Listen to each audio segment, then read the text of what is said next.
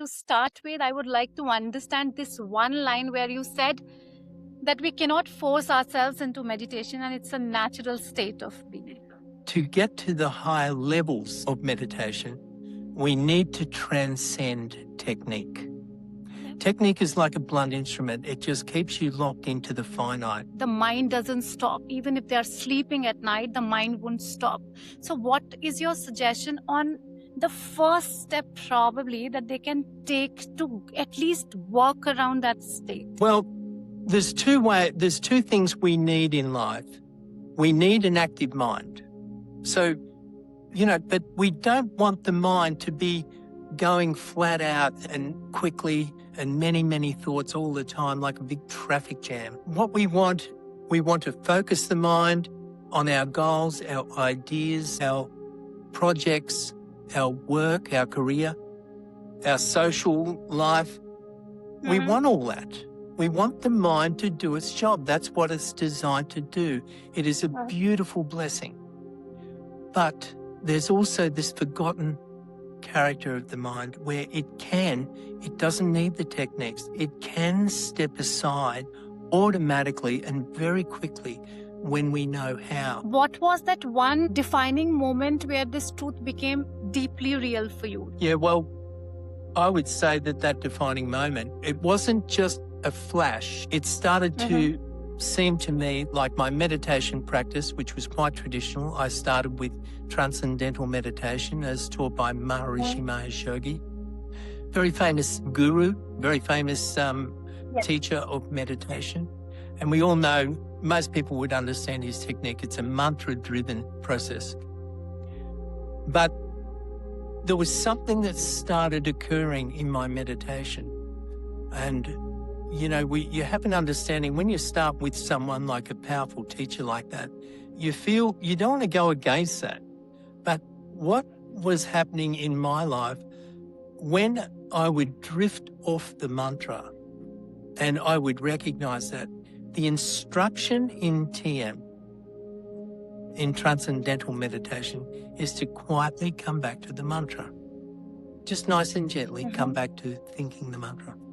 I found that quite problematic.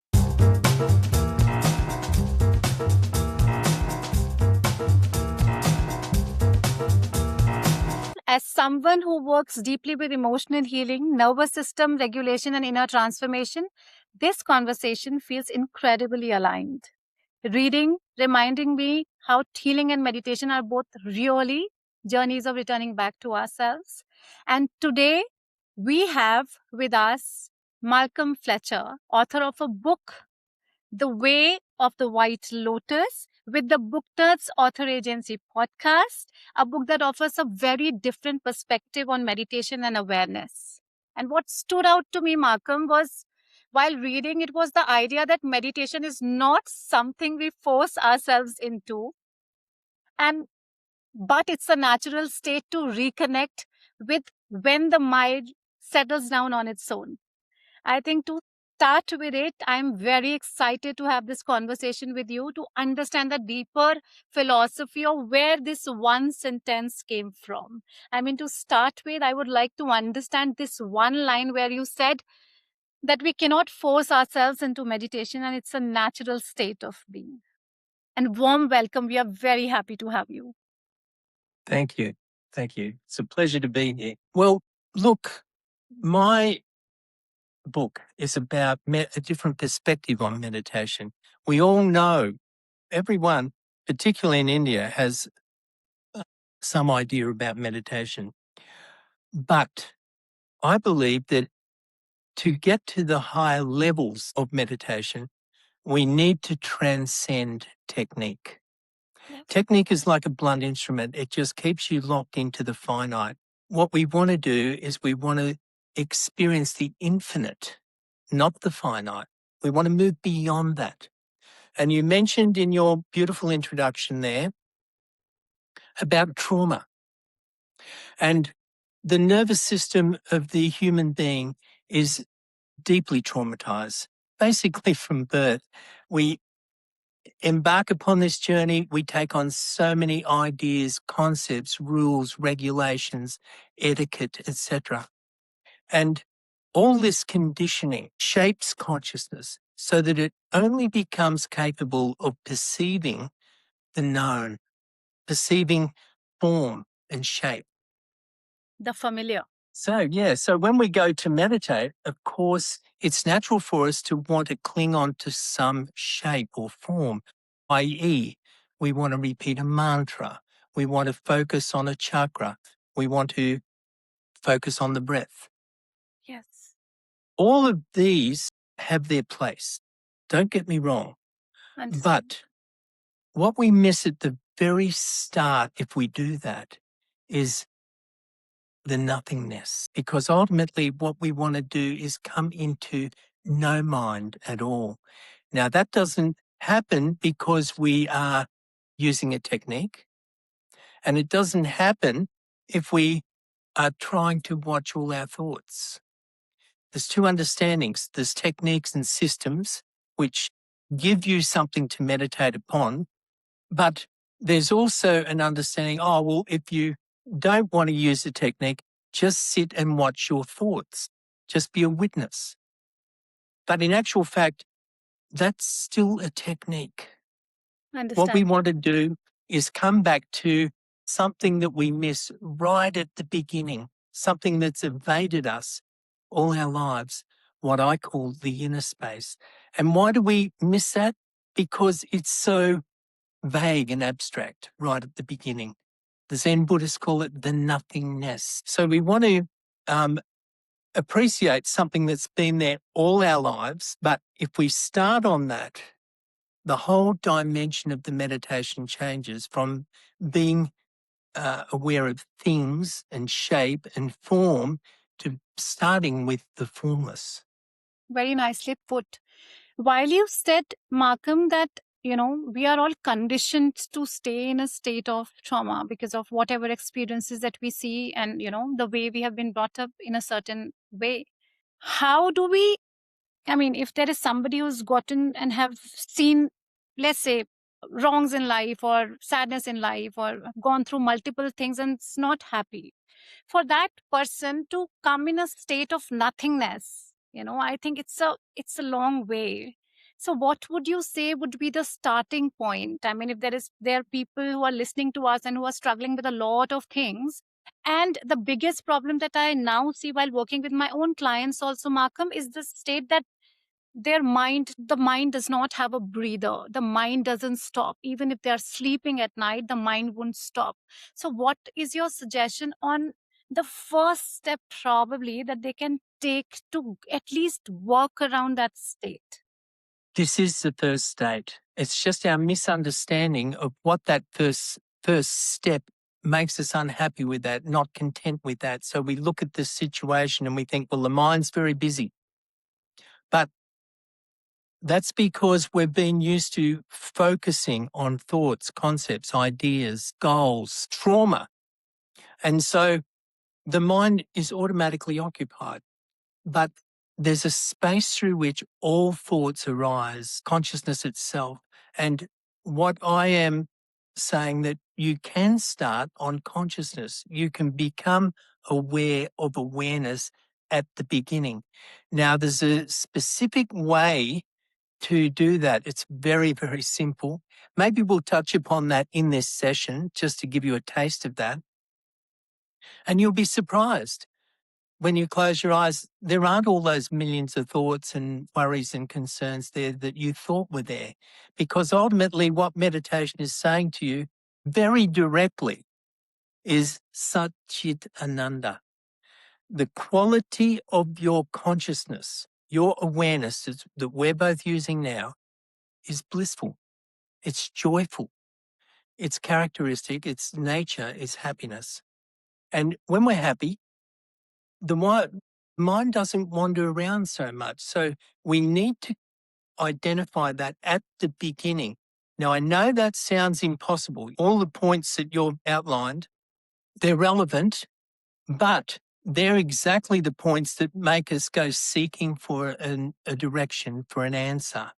I'm saying that the approach in meditation right at the very beginning has to be at the beginning We start on the inner space, on that nothingness, and it's very simple. We can all pick up on that very, very quickly, and it changes the whole dynamics of the meditative experience because it allows us to just kick back and allow meditation to come into us. That's what the way of the White Lotus, why I've given that name, because you then come under the sway of the Sahasrara, the crown chakra.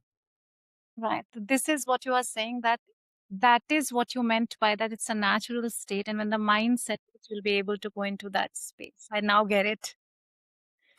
Yeah. All right, Malcolm. Yeah. So you... For example. Mhm. Huh? Please go ahead. I would like to listen to you more. Well, like I know that you are teaching meditation, a style of meditation that you have found benefits people. And I'm not negating any of that. But ultimately, if you look at all the great rishis and all the great yogis that we know of, a significant amount of them, they didn't meditate on mantras and the breath and all that sort of thing. They just sort of came onto this. It just was there. I know you know there'd be many examples of this in India. And so we can embrace technique for certain effects. But if you want to enjoy the purity of consciousness, then we need to step beyond that. We need to go directly into the meditative state. Now, that sounds, to most people, that sounds, oh, that's a long journey. That's many years away. That's always in the future. It's not like that at all. It's very direct. And we just need to abandon all that, but with the right understanding. And then we can just see what's before us straight away. It's wonderfully put, Malcolm. You speak beautifully in the book also that how we constantly interrupt the meditative state instead of recognizing it, right? So what are the most common ways unknowingly that you feel that people disturb the inner silence? Well, there's two things we need in life. We need an active mind. So, but we don't want the mind to be going flat out and quickly and many, many thoughts all the time like a big traffic jam. What we want to focus the mind on our goals, our ideas, our projects, our work, our career, our social life. We want all that. We want the mind to do its job. That's what it's designed to do. It is a beautiful blessing. But there's also this forgotten character of the mind where it doesn't need the techniques. It can step aside automatically and very quickly when we know how. The current understanding is all that's going on, so we need something to override it. We need to direct our consciousness to one idea, one thought, one mantra, one thing. Yes. But what happens with that direction? The mind becomes fixated in the whole problem. We need to take a different tack with that. We need to approach the inner space right at the beginning of when we close our eyes. And every one of us can do that. And if we stop interfering with everything, we just reconnect with the inner space at the beginning, which is actually the third eye, we get taken on a beautiful journey into deeper silence. And we realize straight away, there's not all the thoughts there that I thought were there. Wonderful. Malcolm, I'll just share a little something that I'm learning around the research work that I'm a part of. And we've been able to figure out that there are around 8 sub-minds. And one of the mind is desire mind. What we are talking about, like, I want this and I want that. I want to gain this and I want to have that house. I want to have that car. And you have your goals. But in that journey, and that's also a lot of Vedanta and Advaita based and Bhagavad Gita. So it says that if we can satiate our desires towards just one goal, that becomes our Swadharma. And when we work around that, then the mind naturally shifts into a space, the meditative space, then everything around your goal becomes one. So you become one with your goal.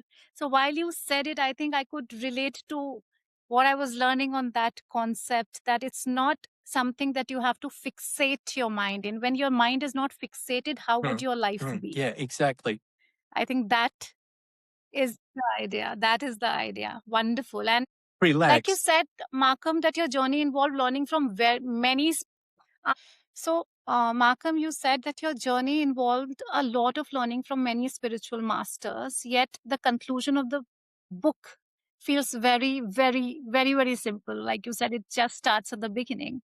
So, what was that one defining moment where this truth became deeply real for you? That it's very simple and it's very direct, like you are saying. What was that one moment? Because, it has been quite a thing now. Yeah, well, I would say that defining moment, it wasn't just a flash. It started to seem to me like my meditation practice, which was quite traditional. I started with Transcendental Meditation as taught by Maharishi Mahesh Yogi, very famous guru, very famous teacher of meditation. And we all know, most people would understand his technique. It's a mantra-driven process. But there was something that started occurring in my meditation. And, you have an understanding when you start with someone like a powerful teacher like that, you feel you don't want to go against that.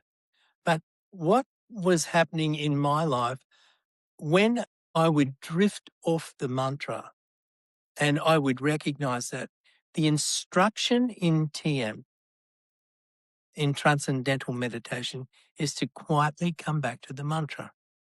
Just nice and gently come back to thinking the mantra. I found that quite problematic because if you think about this for a moment, you've been meditating, you drift off your object of meditation, and after some time, you become aware of that. It's a tacit realization. I'm no longer thinking the mantra, I've been drifting, right? So that awareness that's come back to you without any effort, I might add, is just pure awareness. There's an innocence to that. I'm saying when we abandon that and jump over it to get back to the mantra or the breath or whatever else you're meditating upon, it corrupts this whole beautiful process and it can't go further. The drifting of the mind is actually part of this process because that's how the mind expands. That's how awareness expands. That's how consciousness expands. Focusing narrows it down like a laser beam. It's good for certain things, but not for the purity, the absolute purity of meditation. We want to just let the mind do its own thing. And then what happens when we become aware that the mind has drifted, this is a very, very, very special moment, a beautiful moment in meditation.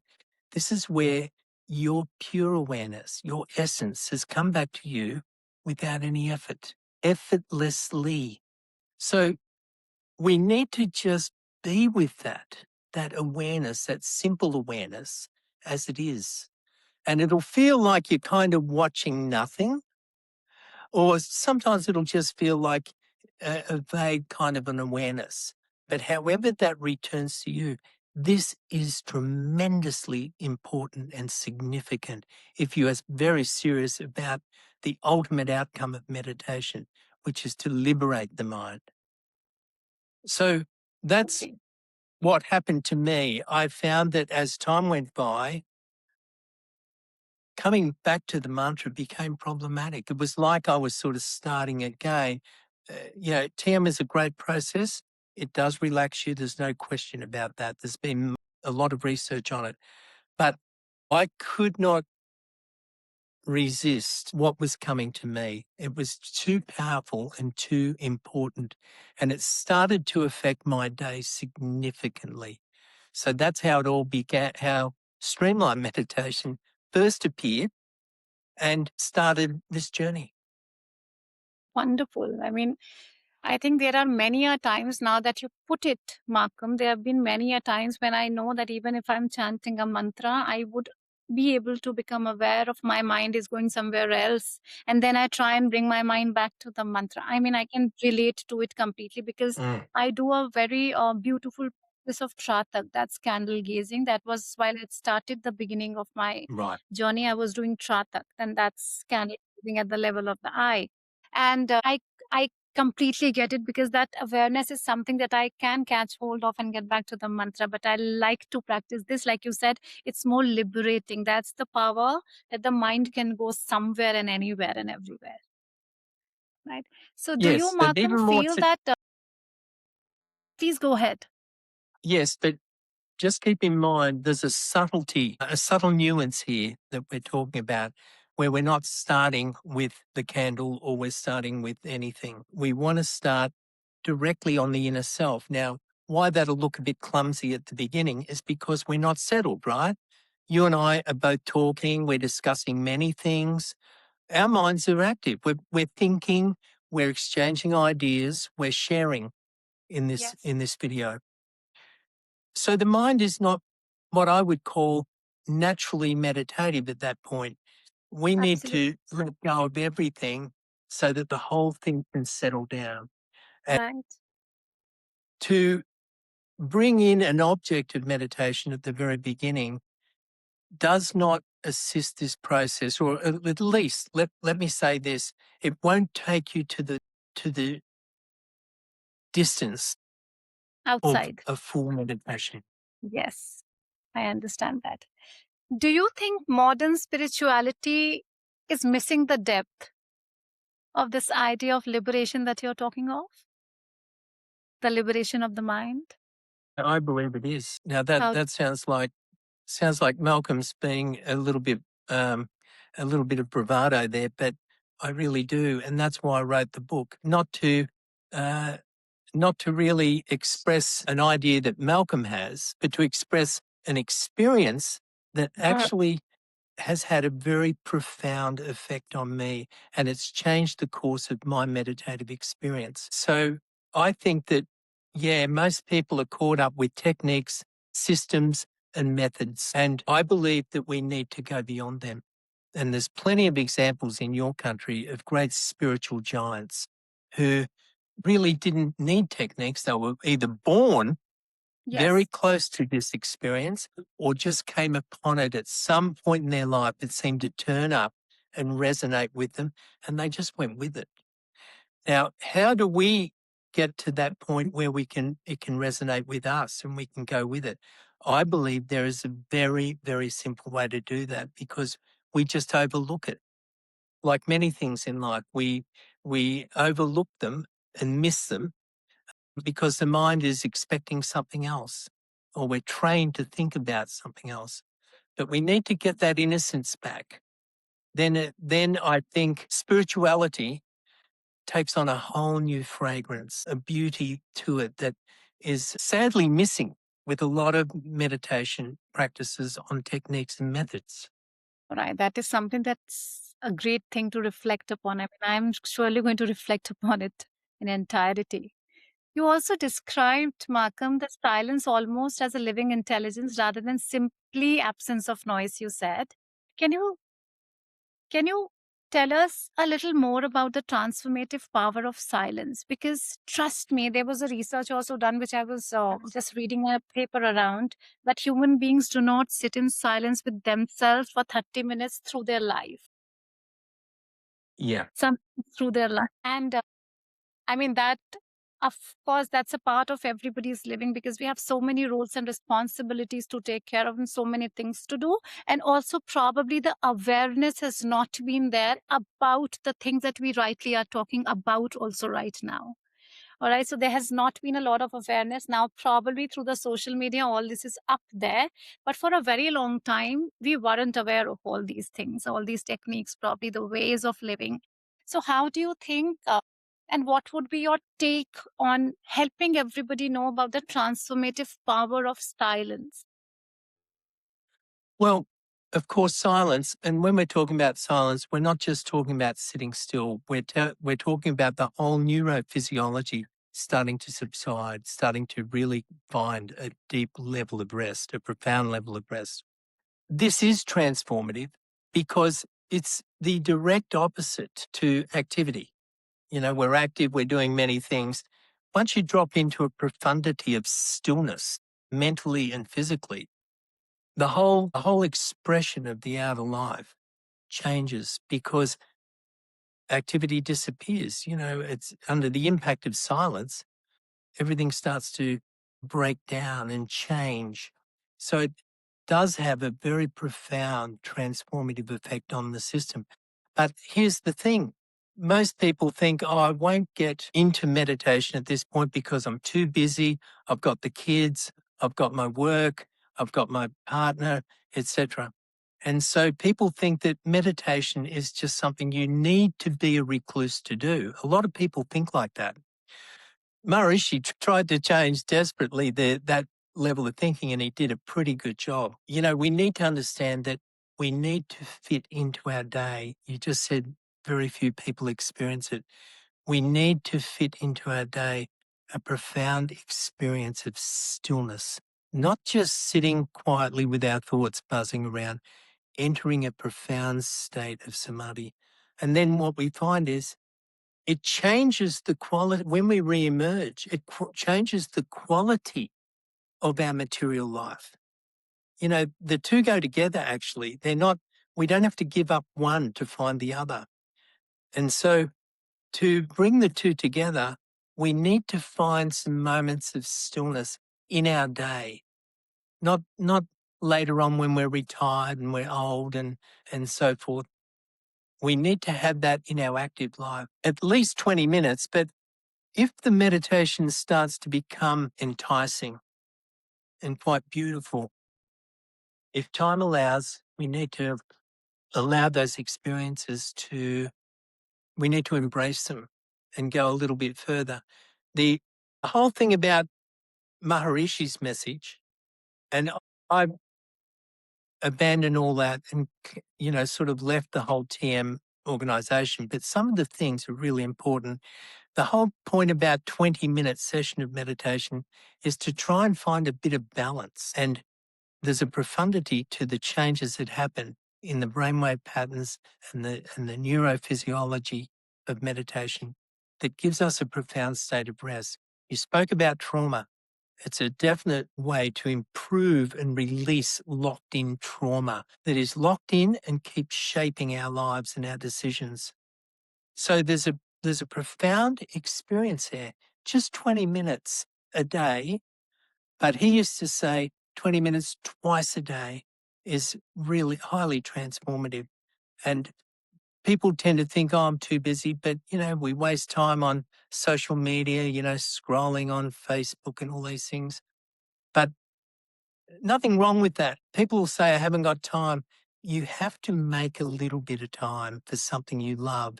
And let me tell you, this is a love affair because it's a love affair, but it's a little bit different from, you know, person to person in that you fall in love with your own self. And that sounds a little bit conceited or a little bit selfish, but that's because we don't understand the beauty of the inner self, how beautiful it is and how joyful and blissful and peaceful it is. I cannot agree with you more, because the problem, I think, in my experience of working with people is they're always trying to find the solutions outside, while I always feel the more inner work you do and you go inside, you'll have all your answers. It's how connected do you get with your own self, and the more connected that you are with your own every aspect of you, your emotions, your everything, I think the world is a beautiful place to live in. So Yeah, Markham, absolutely. for someone who's trying to begin their spiritual journey today, what do you think is the simplest doorway into the inner peace? Well, you know, I'm 72. If I was to talk to my younger self, I started meditation at the age of 18. I would love to just be able to hand me at 18 years of age that very book. Because if it's persevered with, at the beginning it'll feel a little bit strange. But as you embrace it, you'll find something absolutely incredible take shape. Meditation without any purpose, without any technique, without any manipulation or force or effort. And when you recognize that, when you recognize your natural state of being, that is totally game changing because of the qualities that your inner self possesses. Just like you said, the whole journey is really about going within. But I would even simplify that a lot more and just say, start with the nothingness. That's the chapter 8 in my book, right? Is about how to get you just to sort of become aware right at the beginning of that nothingness, of that silence, that space through which the thoughts are passing, but we give it no attention whatsoever. We're only captivated by the thinking process, that train of thoughts. Whereas really what meditation is asking us to do is be more innocent than that. Start with the space through which thoughts are coming. That doesn't mean witnessing or watching thoughts. That's still a booby trap. That is a way to keep the mind occupied and active. But in chapter 8, I go into the simplicity of discovering that silence right at the beginning before anything else happens. Wonderful, wonderful, Markham. At the end, I am just inquisitive to figure out, what does White Lotus mean to you personally in your life? What does it symbolize for you? What's the significance like? Because it is the way Well, of the White Lotus. So I would just like to know a yes. little more about. Well, there is a deep symbolic meaning to that, that when we meditate, there are two things that we need to bring into play. And that is, firstly, the third eye, the Ajna chakra. And you'll notice that at the very beginning of your experiments with streamlined meditation, that there'll be a lot of pressure in this area. Not that you're applying pressure, just that the energy that was directed out and all over the place starts to come in, become centered, and rise up to this powerful center. That happens pretty quickly in this meditation. That chakra is connected to the crown chakra, Sahasrara, which is depicted as a beautiful 1,000-petaled lotus, right? And they're saying it's got 1,000 petals. We're just really saying it has a beauty unparalleled. It's just amazing. And what happens with this is this chakra starts to influence the whole process, and we come under the sway of that white lotus, of the Sahasrara. And that does all the work. It takes us up into the upper space of the Sahasrara, this highly refined portal of spirituality. Absolutely wonderfully put. Thank you, Markham, for all the wisdom that you had shared. And I'm looking forward to going through much deeper into the book again once more, because I always believe read a book once and then twice and thrice. Okay. Every time it comes out to be a new thing, a new learning for you. And like I said, for all of you who have been here, today's live beautifully reminded us that whatever that we are seeking externally is already present inside of us. So practice silence. And of course, we'll be sharing a few links where you can reach out to Markham and get the copy of the book, The Way of the White Lotus, and which is the Divine Yoga of Streamlined Meditation. And looking forward for many more conversations like that, Markham. Thank you, and wishing you all more stillness, joy, peace, and awareness on your journey. Incredible meeting you. Thank you very much, Markham, for being here. Thank you so much too. It was wonderful. Same here.